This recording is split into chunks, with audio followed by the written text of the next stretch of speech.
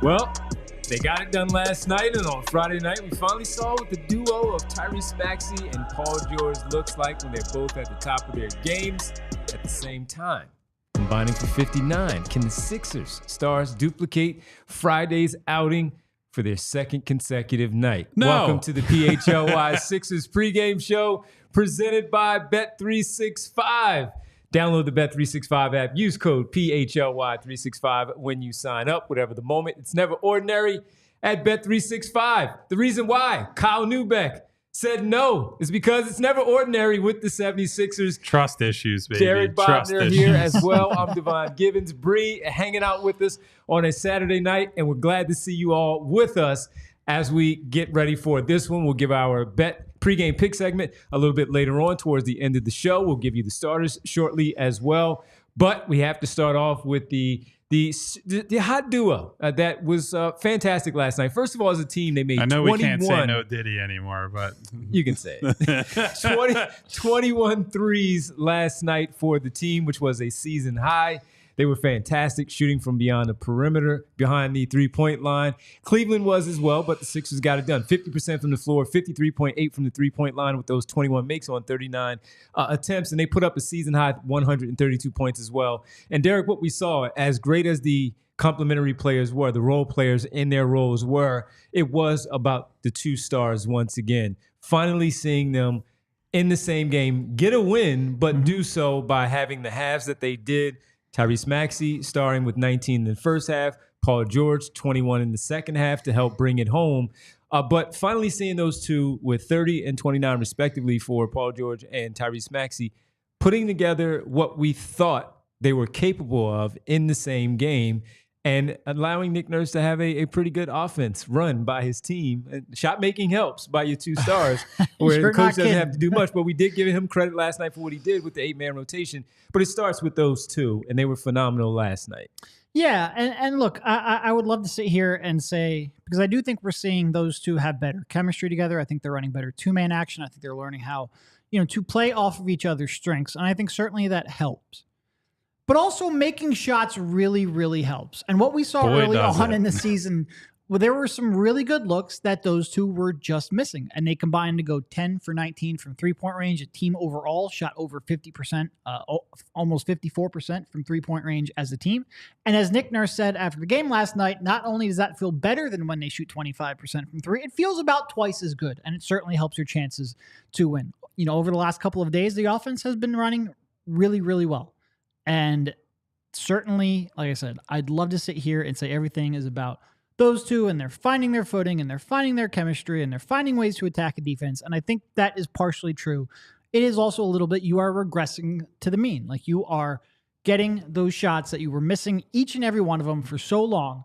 Like, Paul George was making some tough threes. He was making some open ones as well, but he was making tough ones in early on the season. With Jared Allen in his face, too. Absolutely. Big, tall guy out there contesting. Fade away, above the break threes. It's great it went in. Do I think it's necessarily like, they've found the eureka moment and they're going to be great from here on out offensively? No. But I have said those two, the offense when those two are on the court, has been more than acceptable. It's actually been very good. It's, do you have enough talent down the roster? So it was great to see not only those two make threes, but Gershon made a couple threes. Eric Gordon is having a little bit of a renaissance, at least from beyond the three-point line. Got those wisdom teeth out and decided he wanted to shoot again 2 weeks later. Justin Edwards made a couple threes. So you had shooting up and down the roster. Let's see whether or not they can sustain that at all. So Paul George in the month of January, scoring about 22 points a game, 6 rebounds, 5 assists. Most importantly, shooting 45.2% from three. And that's, look, no one's going to sit here and be like, hey, because of 9 games in January, he's just going to shoot 45% from three the rest of the year. But it's what we've talked about on this show is he is a hot and cold star, right? Because he is a guy heavily reliant on the success of his three-point shot to get him going. And when he has nights like last night, or halves like last night, I should say, because the first half, he's like 1 for 4 and wasn't very good. 9 points on 9 shots. I think he had like 4 turnovers at that point. He had legitimately more turnovers than made baskets. But once the shots start going down in the second half against Cleveland, then the drives start coming, right? it's a subtle difference, but when they play just a little bit higher, when guys have to come out and get into his chest rather than taking a step back and saying, we're not going to concede open threes to you, but we're going to give you a little bit of space because we're going to protect against it. But once he gets white hot like he got last night, then it's all right. I'm in your shirt. I'm trying to guard you that way. And that's when PG has shown he can still get to the basket. And on top of that, he can play make off of that, right? He's making some passes that, despite all the turnovers and despite the fact that I still don't really feel comfortable with him as a lead playmaker type, he is the one guy on the roster that consistently makes skip passes and cross-court passes that unlocks defenses, and that puts them in rotation and puts a lot of pressure on them. So the three-point shot feeds everything, right? It's the drive and kick game. It's the playmaking. And we also saw what Cleveland did last night was they started trapping Paul a little bit and getting the ball out of his hands. And I thought the Sixers actually did a good job off of that, right? Even when they were down in the deep bench guys, there's a possession I remember, I believe it was late in the third quarter.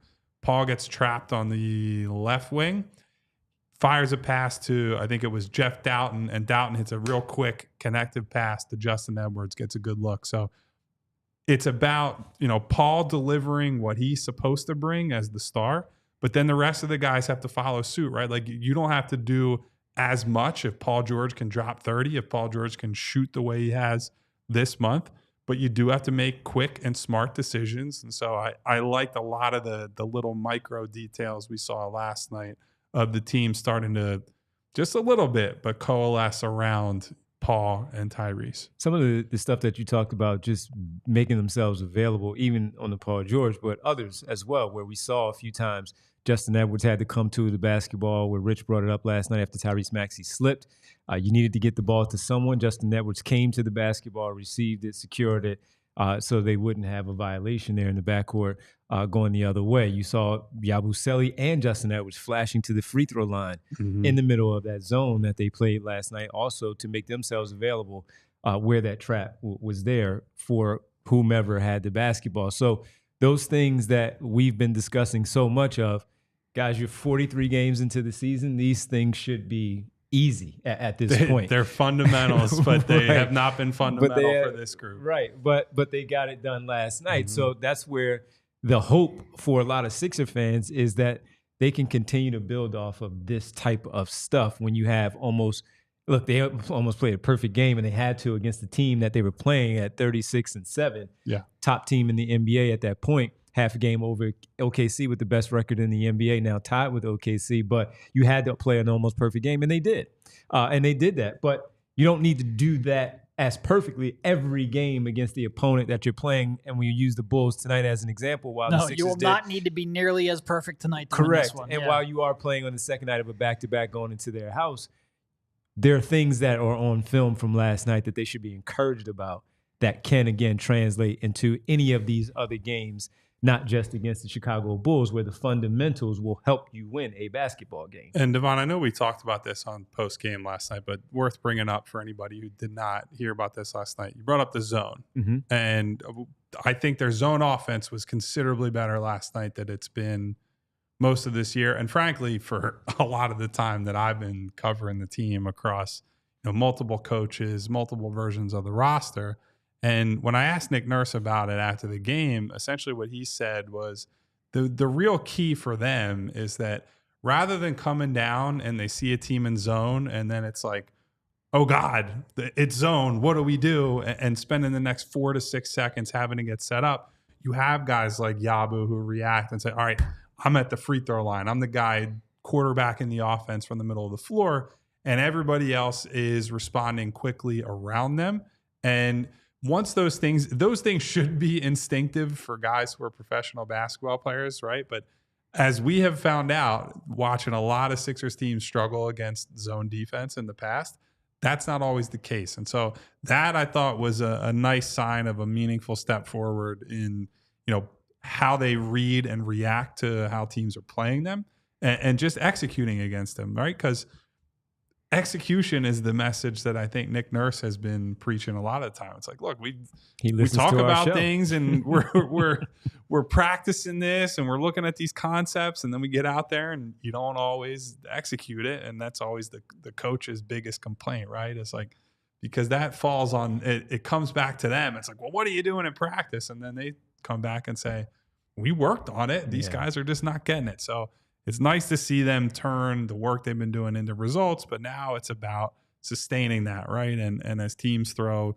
different looks and different things at them. And tonight, even though Chicago is a much worse team, they've been waiting for you, right? They did not play last night, so they have the fresh legs against the tired team on the road. And look, while it may not matter, sorry, Derek, while it may not matter right now, of course, because this is what the season has been, you're going to look at the teams that are directly in front of you. In Chicago, it has a 2-game lead on you in the at least Eastern Conference standings right now. So they are 10th in the play-in tournament. And if the Sixers want to do anything, and if you want the Sixers to do anything, games like this, again, matter. They beat them 108-100 in their earlier matchup. We saw that one on that Sunday afternoon where we saw the 3 stars play really well together. They finally looked like a real team, and then it all came crashing down for a while. Right. But again, they are right there in front of you. Sorry, Derek. Oh, you don't have to apologize, because I was just doing the podcasting version of shit posting. One of my favorite, because Kyle mentioned execution like 14 times in a 2-minute span. One of my favorite all-time quotes was, "What do you think of your team's execution? I'm in favor of it." I forget who that was. It was a football coach, but it stuck in my head when Kyle was talking. Well, when Kyle was talking about the execution, you bring it up again about that favorite statement. The hot shooting last night, part of that zone being busted was because they shot the hell out of the basketball last night. They shot really well, making those 21 threes, shooting over 50% from the field in general.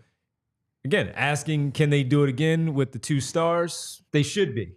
But they may not get a season-high 21 made threes once again. I'll take the under. Take the under on that Gambling one. Bodner. Yeah, Yep. Bet365. Make sure you go find It's that. Courtesy of Bodner. Bet Come on, Bodner. That's right. Here for the pregame show. Great plug by Bet365 right there. But the hot shooting last night that we saw may not be sustainable, of course, for the 50% on it. Or it's not sustainable 50% in every game. But again, something that they should be encouraged about going into tonight's game that they did. You know how it is. We talked about it one of the other games where they had a hot shooting night and they had a few days off. At least they do get right back at it the next day to go off of some of the things that happened being at last the craps night. Table, baby. Don't leave while you're hot. Keeping it going, man. Yeah, no, I mean, look, it's this team has been one of the worst 3-point shooting teams in the league pretty much all season long. I do think with who they're playing right now, they should be a generally okay shooting team. Like, I have confidence that Maxey and Paul George will make shots, even though they couldn't earlier on in the season. You know, someone like Justin coming off the bench, I think he can shoot. So I think they should, like, there's a chance. I do also think, going back to Kyle's point, when you are into your offense earlier, when you're allowed to be a little more selective because of that, or just when you're into offense, a lot of times teams aren't matched up like they want to be, and you get open looks that you don't get later on in the clock when you're playing against not only the 5 defenders on the floor, but also against the clock. So I think just getting into things quicker, giving yourself more chances to move the ball and find open opportunities, and just ball movement. Like, it's one thing to take threes, it's another thing to take open threes.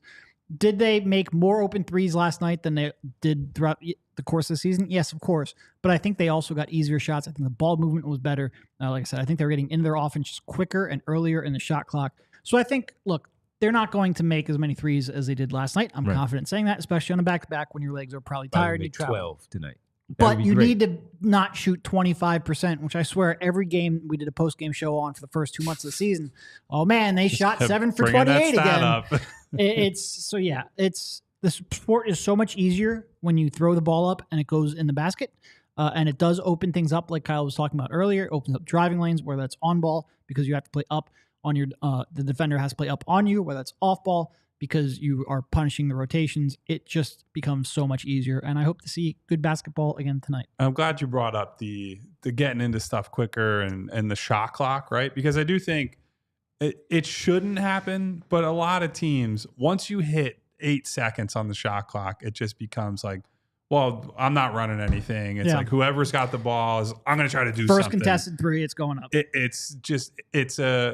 I understand it, but it's also like, you guys are, it's one thing for guys like us who would be like playing pickup or in rec leagues or whatever, like, oh, 8 seconds. We're not running much of anything. I'm just going to hoist some bad shot up. You guys have a team full of NBA players. You can get into some stuff more. But if you can avoid getting there, if you can use that first 14, 16 seconds of the shot clock effectively, then you don't put yourself in that prisoner of the moment mentality so often where you can just run real offense, get good shots. And frankly, you can pass up some good shots because you feel confident that ball is going to keep zipping around. Like we've seen some more, even as they have played some pretty ugly basketball over the last month or so. I do think we've seen pockets of this team's offense is starting to at least resemble an NBA offense instead of whatever the hell it was for the first two months or whatever. And that's why, because when you're losing so much, of course, we all know you start pressing sometimes and you cannot wait to get back on the floor for the other reason of we need to wash that one away. We need to get right back out there and play again. And in this case, because they snapped that 7-game losing streak and they played well against that basketball team last night, that they could not wait to get back on the floor to keep it going. It would be better if they were at home and did not have to get on the plane. Yeah. But they did win there before. While Joel Embiid is not there tonight, they have won there before. And they know, as you talked about the execution, both of you did, that this is a team that they should beat tonight in Chicago. They're not good enough to believe that they should walk on the floor and beat anyone because they have 16 wins in 43 games. So they're, again, still not there. However, as a player of whatever sport you play, you know you want to get right back at it to keep that good feeling going of whatever worked in that previous game. And if that stuff worked last night, those plays that they were running, the ball movement, and that stuff is contagious, and you continue to do it when the shot's falling, the other one is making that extra unselfish pass to that particular player, you want to get right back at it. So for them to be able to get right back at it and then playing the opponent, not going to make the 21. It's probably going to be 9. That they make, or 12 somewhere. I'll take 12. Best case scenario, 12. Double-digit threes. Right, exactly. I'm not asking for much. Right. But, those things, again, that's important to just get right back at it and try to keep that momentum going. We've been talking about momentum. Can they keep this one going after damn near every win that they've had this season? And they don't. Yeah. Somewhere they have to find it where the momentum builds. And maybe with the fact that, yes, the schedule is not easy when they come home for the 6 games. You pick up a win against Cleveland. You win tonight. That's 2, starting with the Lakers again on a 2-game winning streak where you are at home, though. And you know you have 6 at home to try to make up some ground and do whatever it start one game at a time. And tonight, playing off of what they did last night, you try to keep that going. And look, you catch the Bulls at a good time. Great time. I was just about to say that. They've lost 6 of their last 7, obviously playing without Kobe White. But it's not just that they've lost 6 out of 7. It's the teams they lost to. We're talking about the Kings, the Pelicans, the Hawks, the Hornets, the Blazers, and the Warriors. Are they not 2 in their last 10? Now, at least the Kings have been they've been playing better basketball. On the uptrend. But you're not talking about like a good team in that list. Yeah. You're talking about 500 at best, and some of them well below 500. So, this has not been a team playing good basketball at all. They've never really played good basketball, but they're not even playing anywhere close to it. It is tough because you're on a back-to-back and you're traveling on a back-to-back, but they're playing a team that they have a chance to really compete against. That's it. I think no Kobe White is a big deal, specifically because he likes to play fast. He likes to get up and down. And that's something that on a back-to-back and with just in a generic back-to-back, that's a problem. For this team with their transition defense issues, somebody who's going to take a defensive rebound and get out and run, that's always going to be killer against this team. So having no White to deal with in this game is obviously that's a nice thing for them. The key, got to shut down Zach Lavine. I have to. We spent a lot of time last year talking about him, about weighing whether his contract was worth taking on. And listen, a lot of people still think that, but guys having a very good season this year. The player, though? And the player is very good. I think I'd say this is his best season that he's had in a couple years now, partially because he's been healthy for most of the year, which has been one of the constant issues for him. So it is. And it looks good if he's playing. If he's He's playing well and he's looking to get out of there. 45% from 3 on high volume. That's some motivation there, too. You get me out of here, I'm playing well, teams might really come after me. But, yeah, you're right. I mean, he's playing at a really, as the player that we were talking about, when we were sitting there debating it, it was because you might get that guy that fits into what you're doing with the other two players. And if you get that guy, he could really unlock a lot of things. Yeah. It's just, you see it this year, kind of like the ideal of Zach Lavine, right? Just high volume, high efficiency shooter, guy who's still got some dynamic athleticism to attack people off the dribble. Not a crazy good playmaker, but like good enough. If he was a secondary guy, I think his playmaking is useful as a, next to someone who's more of a hub of the offense type of guy. And we've seen it against the Sixers many, many times, right? Like he can pull out of a cold stretch and just absolutely light you up, right? There are a few guys in the league that when they get going are as good as he can be and look, right? Like I think he's one of them. Devin Booker is one that he's had some games against the Sixers where it feels like he scored 25 straight points. You're like, what the hell are you supposed to do with both this of guy? them in Philadelphia. Both players. I mean, not even, they do it in their home, but they would always come to Philadelphia and light them up. Yeah, so I'll be interested to see if they do anything exotic coverage-wise, just because they don't have the depth in wing defense that they would have in late December or whatever, where you could just keep switching through Kelly and Caleb and Paul. And I wonder how much time our friend Justin Edwards is going to get on him tonight. Little Ricky appearance, maybe. Well, it's not looking like he's in the good graces of the head coach at the moment. It's all Justin Edwards right now. And Luca wanted to let everybody know what the starters were in the chat, so we might as well share the graphic and show what the starters look like on the screen. Yabusele, again, as Kyle mentioned, the same starting five as last night. So Yabusele at the 5 with Kelly Oubre and Paul George in the front court. Eric Gordon shot 4 for 4 from 3 last night. He's in the backcourt once again with Tyrese Maxey. So, Derek, if it's not broke, no need to fix it. Yeah, and look, I think with what you have available, I think this is the pretty obvious starting 5. It's especially with the way Eric is shooting right now. He certainly has his limitations, but when he's when he's making not only the threes but the 30-footers that I'm sure Ricky is probably thinking to himself, I can do that, and that's part of the problem, and that's why Ricky's not in the rotation. But Eric Gordon can do that, and when he does that, he offers some floor spacing, especially when Maxey and George are cooking. So, yeah, I think this was a pretty clear. I blame Eric Gordon for that, for the Ricky problem of that, because he's probably sitting next to him on the bench like, yeah, go ahead, rookie. I mean, young guy, keep shooting that. Keep shooting it. Fire away, knowing that he's going to get those minutes. Out tonight for the Sixers, usual suspects, Andre Drummond, which, of course, is why you have Which I have a question related to once you get through these. Yabusele is at the 5, and of course, at Dembona. We'll see what he does tonight. Joel Embiid, Caleb Martin, KJ Martin, and for the remainder of the season, Jared McCain as well. Out for the Chicago Bulls, as Kyle already mentioned, the big name there is Kobe White. Ayo Dosunmu was on the injury report all day. He's available, and that's helpful for them, of course, with Kobe White out. Yep. So I have a question. This is making some leaps here, assuming that everyone actually gets back healthy and available, which, as we know, don't make any assumptions. If Joel comes back, is Andre Drummond still going to play? Are you saying that, of course, Yabusele will play a lot of those minutes, but even Adam Bonus might get some of those minutes on the back end? I'm thinking more the Yabu part at this point. I agree that Yabu would be my backup on most matchups. Yeah. I would have Adam Bonus ahead of him.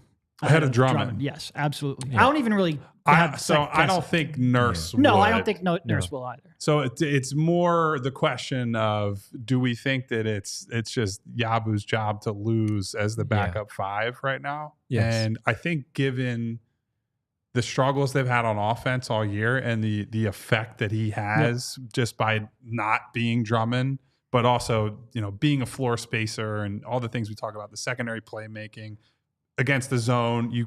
I trust Yabu in the middle of a zone a lot more than I would Andre Drummond. Although Drummond has passing talent, it's just that he thinks he has more of it than he does. Drummond has passing vision, but it's his vision that thinks he's a passer, not that he actually has the vision to make the passes. But we're so deep into the year. We're over halfway through the year at this point, only slightly, but over halfway through the year. And Yabu has been one of their most consistent role players. And I think in that backup role, if Joel's healthy, right, it's going to be call it 15 to 18 minutes. There are not a lot of teams that are running out like big traditional centers that you say, boy, we really need Andre Drummond in there. No, and those who do, like, fine, post me up. I don't give a darn. Like if it's, I don't know, you make up a name for, if it's Jonas Valanciunas out there, frankly, I want Yabu out there because then that type of guy has to come and step out to the perimeter and guard him out there. He's not going to be able to protect the rim. So I'm at the point where if everybody's healthy, big if, I get it, Yabu's got to be the backup 5. I agree. I agree he's backup 5. Adam Bonus would then jump in front of Drummond on that one. And to your point, we've seen where, like last night, Yabusele played 35 minutes. We've seen he can handle the workload, Derek. So even if he's playing 10 minutes behind Joel Embiid, but has to play another somewhere sprinkling 7 to 10 at the 4 at that spot. But if everyone else is healthy, let's look at what the starting unit was supposed to be. It's Paul George with 2 other guys at the wing, similar size-wise, and Kelly Oubre and Caleb Martin. Yes, you can lean on Yabusele as that 5. It was a question for us when they signed him in the offseason. He has long answered that question through these 40-plus games that he can absolutely play as the primary backup 5. You give up a lot with the rebounding, but he's also going to have nights too, Derek, where he did what he did last night against Jared Allen and gets you 13 boards, boxes out, puts his body on him to allow others to also get in there and team rebound to make sure that they don't get those offensive boards. So with it, I do believe that, yes, he can be that primary backup to Joel Embiid. So here's Kyle, because Kyle brought up the offense with Yabu versus Drummond. And I think there's a lot of reasons to that. The floor spacing, the just quick ball movement, quick decision-making, connective passer. Tyrese Maxey with Andre Drummond on the floor is shooting 46.7% on shots between 0 and 3 feet. So shots at the rim. With Yabusele, 61.9%. That's a huge You're talking about a 15% jump. difference in field goal percentage. And look, does some of that come down to variance and small sample size? Probably. But some of it is also because Andre Drummond does not pull anyone out of the paint, is not really a threat as a lob catcher or anything like that. He's just literally getting in the way in the paint, and Maxey has to navigate that, whereas Yabu is on the perimeter. He's playing that dribble handoff game, that pick and pop game. He's making connected passes. He's just doing way more things as an offensive player that you can't help off of him, and it has a massive, massive impact offensively. Yeah. So I just wanted to, because this Drummond thing has lingered on for quite a long time. Also, and I all PHLY.com, I wrote about it the other day. Andre Drummond's rim protection has been almost identical, both in volume of shots, the frequency that opponents shoot at the rim, and also in the percentage that they shoot at the rim, almost the exact same between the two. Yeah. So if he's not giving you more there, and frankly, he's been, especially by his standards, kind of pedestrian as a rebounder, I just don't see what the case is other than the stuff we always talk about, the politics of signing a guy and what he was promised and blah, blah, blah. Yep, absolutely. All right, let's get to the Bet365, our pick segment tonight, brought to you by Bet365. As always, use code PHLY365 when you sign up. Whatever the moment's never ordinary at Bet365. Last night, we had a pretty good night. Rich and I did. The same game parlay hit that I put together. Tyrese Maxey hit Rich's 4 threes in the first half. He cleared that one pretty easily. So we hope to do the same here for you tonight. So the same game parlay tonight is Kelly Oubre, 13 boards last night. He's been hovering around that 6, 7, 8 in general. So he does rebound well, helping out with Plus the absence 210. I like these odds of Joel Embiid and Andre Drummond. He helps out on the glass. So 6.5, over 6.5 rebounds for Kelly Oubre. And with Zach Lavine playing as well, as Kyle talked about, shooting the ball really well. Chicago's had their issues, but he's been really good this season. Over 2.5. I thought that one was like, what? 2.5? I'll take it at plus odds. Let's make that again our same game parlay tonight. Brought to you by Bet365. Use code PHLY365 when you sign up. Whatever the moment's never ordinary at Bet365. You got to make some money tonight so you can make sure you can play some of that wager tomorrow on your football team to win in advance. Go Birds. That's all we're saying right now for the pregame show. That'll do it for us here. We'll be back postgame. Hopefully all of you will be with us as well. Sixers, Bulls coming up next, and we'll be back with you after the game. Derek, Kyle, I'm Devon, and Bree as well. We'll see you after the game. Can they win 2 in a row? Can Tyrese Maxey and Paul George do it again? We'll be talking about it after the game right here on the PHLY Sixers podcast presented by Bet365.